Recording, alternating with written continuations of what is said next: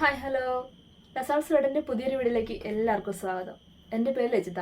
അപ്പോൾ ഇന്ന് ഞാൻ വന്നിട്ടുള്ളത് ഒരു നോർത്ത് ഇന്ത്യൻ റെസിപ്പിയുമായിട്ടാണ് കേട്ടോ.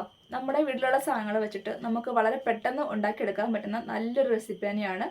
ഇത് ഉണ്ടാക്കുന്നത് കടലമാവ് വെച്ചിട്ടാണ് കേട്ടോ.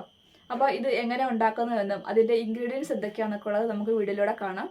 അപ്പോൾ നമുക്ക് വീഡിയോയിലേക്ക് പോയിട്ട് ഇത് എങ്ങനെയാണ് ഉണ്ടാക്കുന്നത് കണ്ടിട്ട് വരാം കേട്ടോ.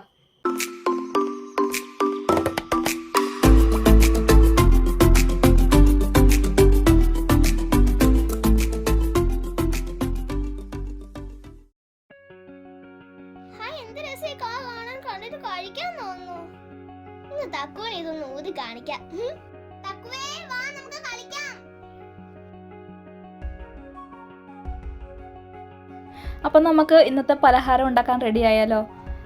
നമുക്ക് ആദ്യമായിട്ട് അതിന് വേണ്ടത് കടലമാവാണ് കേട്ടോ. കടലമാവ് ഇപ്പം ഞാൻ ഇവിടെ 2 കപ്പ് എടുത്തിട്ടുണ്ട്. ഇത് കട്ടയുണ്ട്, അപ്പോൾ ആ കട്ടയൊക്കെ ഒന്ന് ഉടച്ചു കൊടുക്കണം കേട്ടോ. അതിനുശേഷം ഇഞ്ചി, ചെറിയ കഷ്ണം ഇഞ്ചി ഞാൻ ചെറുതായിട്ട് അരിഞ്ഞിട്ട് ആ കൂടെ ചേർക്കുന്നുണ്ട്.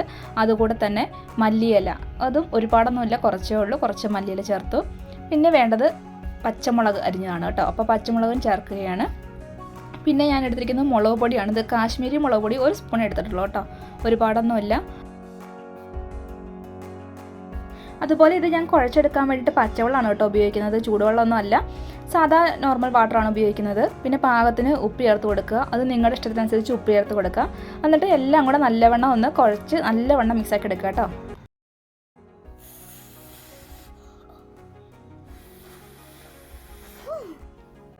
ഇപ്പോൾ എല്ലാം കൂടെ നല്ലവണ്ണം മിക്സ് ആയിട്ടുണ്ട്. ഇനി ഇതിലേക്ക് ഇത് നമ്മൾ ഈ ഒരു പരുവത്തിനാക്കി വന്നിട്ടുണ്ട്.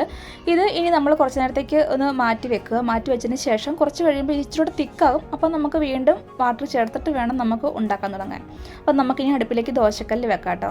ദോശക്കല്ല് നല്ലവണ്ണം ഒന്ന് ചൂടാവട്ടെ. ചൂടായി കഴിയുമ്പോൾ ആവശ്യത്തിന് എണ്ണ ഒഴിച്ചു കൊടുക്കുക.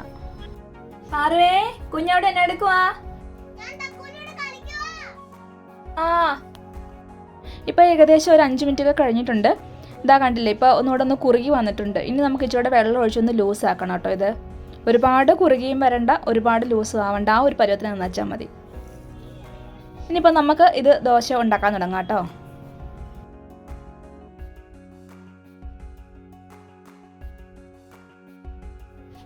ഒരുപാട് കട്ടിക്കൊന്നും ഒഴിച്ചു കൊടുക്കുകയൊന്നും വേണ്ട കേട്ടോ. ഒരു സാധാ നമ്മുടെ ദോശ ഉണ്ടാക്കുന്ന പോലെ തന്നെ അത്ര കട്ടി മതി.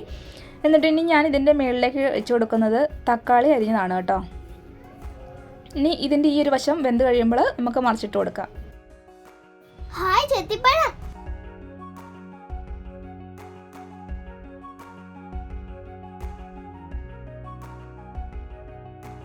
ഇതിൻ്റെ ഒരു സൈഡ് ഇപ്പോൾ വെന്തിട്ടുണ്ട്. ഇനി നമുക്കൊന്ന് മറിച്ചിട്ടും കൂടെ കൊടുക്കണം. അതിന് ശേഷം ആ വശം കൂടെ വെന്തതിന് ശേഷം നമുക്കിത് വാങ്ങാം കേട്ടോ.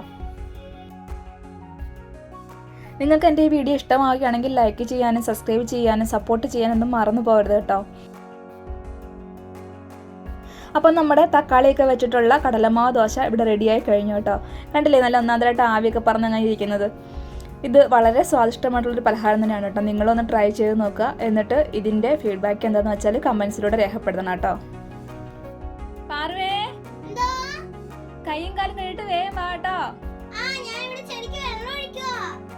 എന്നിട്ട് വേഗം വാ.